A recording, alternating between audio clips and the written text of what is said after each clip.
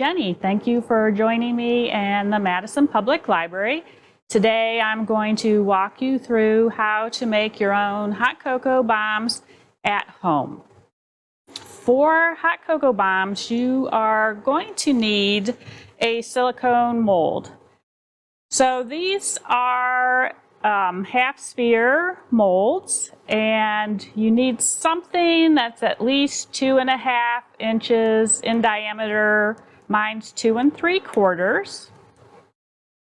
You'll also need chocolate wafers, and these just work the best for melting and setting up. Other people have used other types of chocolate or the candy wafers.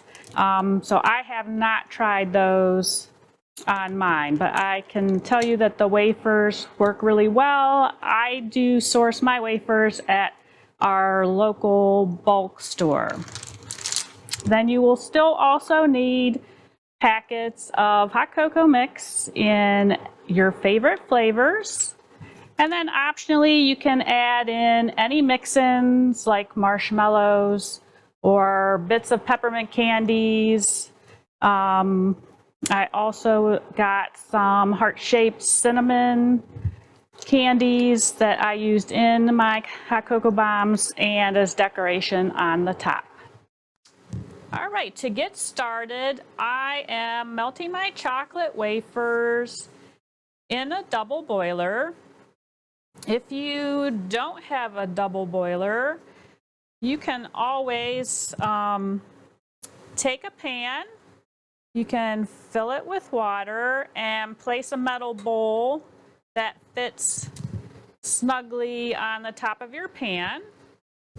Alternately, you can microwave your chocolate wafers.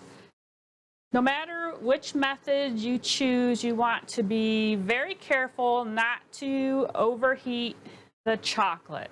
So if you are microwaving, I would put it in a microwave-safe glass container and do about 20 seconds at a time, stirring after each 20 seconds until it just starts to melt.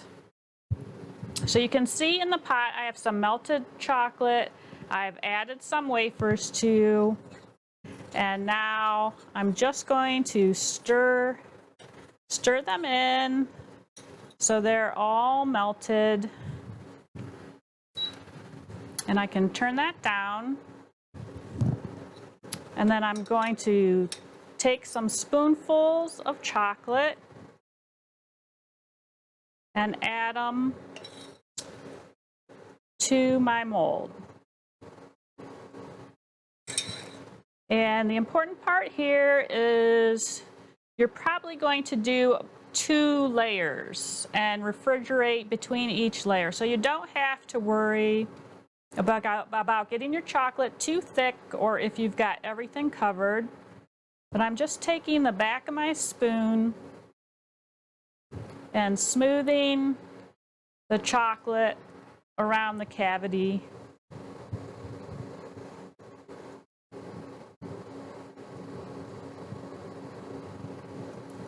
The most important part is that you're going to want to, with your layers, build up a good layer of chocolate around the rim because it helps you attach the 2 halves together. So I would fill all 6 of my molds, spread out the chocolate, and then pop it in the refrigerator for about 3 to 5 minutes. Then when I take it back out, I'm going to go back and fill in any spots that I've missed. And again, just build up a nice thick layer around the rim. Then after that has set in the refrigerator, you can go ahead and take it out. And then you simply push from the bottom and pop the chocolate right out of the molds. Now I am wearing gloves. It's not strictly necessary, but it does keep fingerprints off the chocolate. All right, so I'm just going to pop these out of here. And the best part is if you have something that doesn't come out quite right, if it cracks or breaks, like you can see this one, I may not have gotten a good bit of chocolate around there. Throw it back in the pot and melt it back down and use it again. All right, so the next thing you're going to do is fill half of it with about a tablespoon or two of your hot chocolate powder.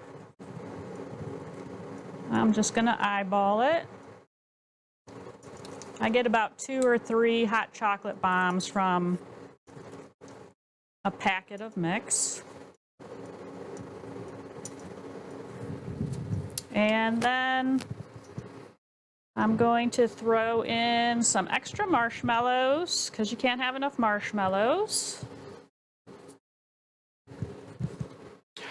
And then to attach it, I'm going to go ahead and use a little non-stick shallow pan. And you're going to take your top half and kind of swirl it around the pan. You can see it kind of just melts and smooths out the edge of your chocolate. And then take it off. And you're going to fit it over the bottom half and gently just press it and let it go until it hardens. And I should have done it with the bottom part as well before I filled them. But again, just swirl it around. It's just going to melt off a little bit of the uneven edge. Pull it off. And set it on to let it harden. Now at this point, you might have a few cracks that my pan wasn't quite hot enough to melt these nicely, but it's not a problem. You can take an icing bag, just have a little bag from the store, or you can take a Ziploc freezer bag.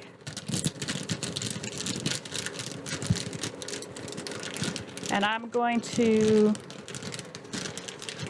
fill the bag with some of my chocolate.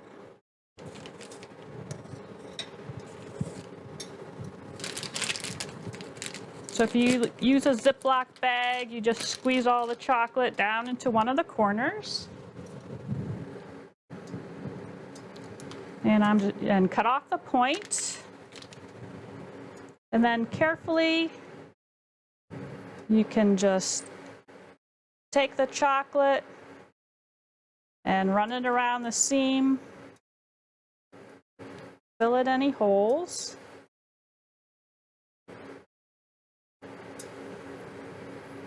Smooth it out as best you can. Some people just roll it in some sprinkles to cover up the lines.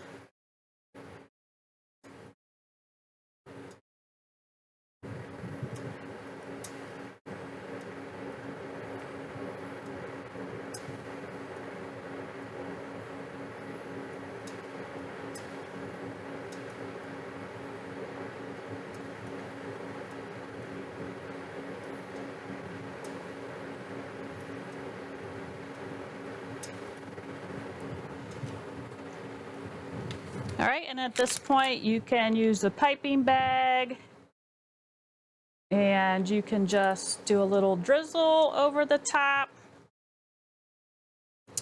I found this little silicone mold for a couple dollars. I just melted some white chocolate, filled it, and I've got some nice hearts for Valentine's Day. So you can just use a little chocolate as glue and stick it on the top. I took my cinnamon hearts, I stuck those on the top. So you're just going to let that harden, and then they're ready to use. Now if you don't have the mold, I made these in just an ice cube tray, filled it with my melted chocolate.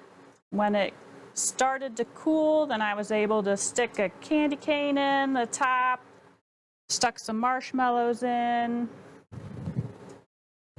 or you can even just scrape up some excess with a plastic spoon.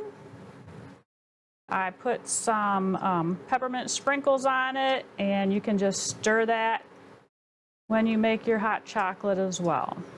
When you're ready to enjoy your hot cocoa, you're going to go ahead and place the chocolate in a large mug, and then you will add your milk to that.